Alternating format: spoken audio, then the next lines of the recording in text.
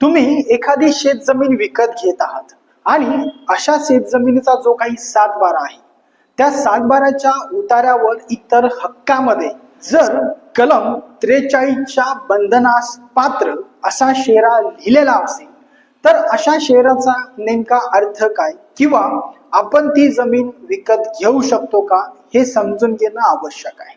जमीन नवीन शर्तीवर म्हणजेच अविभाज्य आणि हस्तांतरास प्रतिबंध अशा दोन अटींवर ही जमीन दिलेली असते।